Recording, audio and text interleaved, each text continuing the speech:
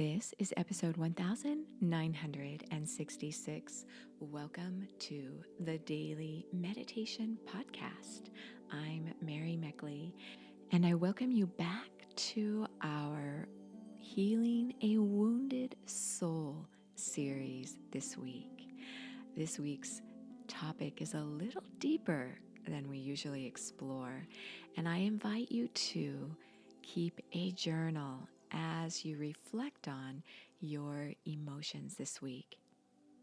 The 5 wounds are rejection, injustice, abandonment, humiliation, and treason or betrayal. And experts claim we experience most often 2 dominant wounds.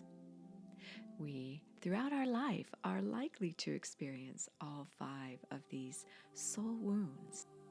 It's common to seek out a counselor when you're processing really difficult emotions that are likely in regard to a soul wound.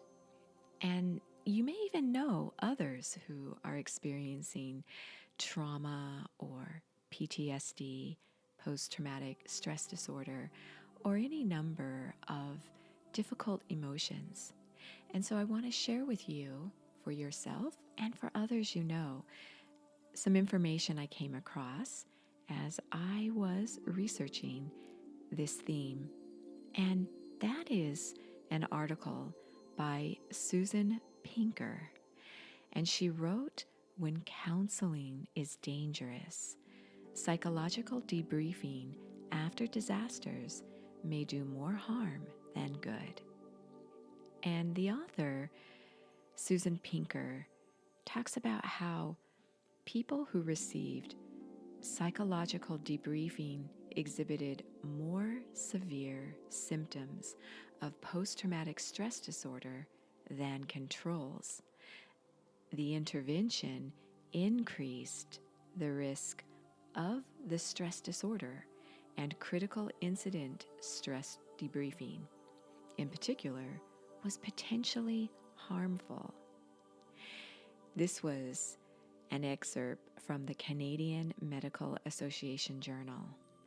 It seems that this would be counterintuitive, that if you've been through something really traumatic recently, you'd want to talk about it. You'd want to debrief someone about what happened. But what research shows is that when someone has immediately gone through trauma or a soul wound, and when you meet with someone, especially a psychologist, and you have to rehash or relive the experience, it can reinforce your hypervigilant state and reinforce these soul wounds and trauma and PTSD. There have been a lot of follow-up studies of people who have been counseled with good meaning, psychologists and counselors who want to help survivors from natural disasters or war veterans. And there was a big study with follow-up done with the 9/11 survivors, people who were directly impacted and involved and who survived the 9/11 disaster. And what was discovered was, in fact, what I just shared, that it was incredibly traumatic for these people to rehash and relive what they had just experienced with well-meaning counselors and psychologists. The article goes on to say what should be done instead. The proven crisis interventions include sticking to the following priorities: promoting a sense of safety, calmness, a sense of self and community efficacy, and a sense of connectedness and hope.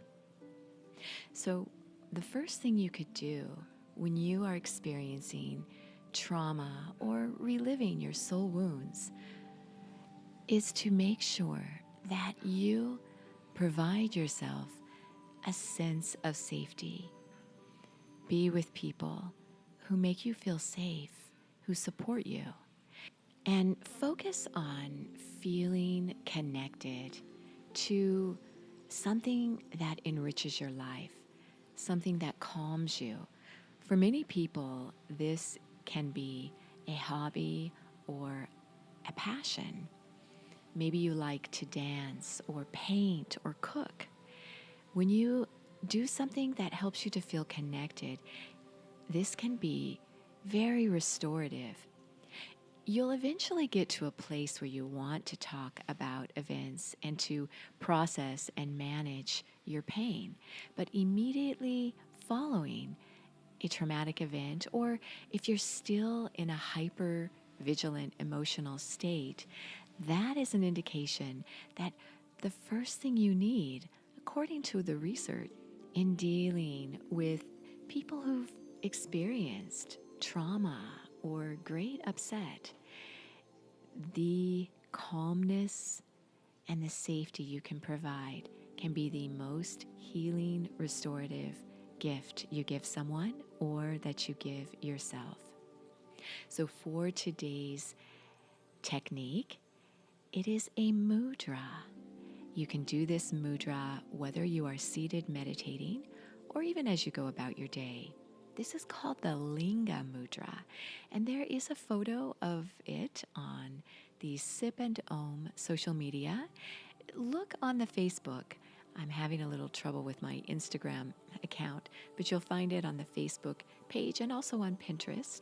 You'll see it's a very easy way to position your hands. Mudras are often referred to as yoga in your hands. When you position your hands in a particular way, it stimulates a corresponding region of your brain. We have a lot of nerve endings on our fingertips and on our hands. So this mudra, you can intertwine your fingers together, holding your hands on your lap or right at your abdomen area, someplace where you feel comfortable holding them.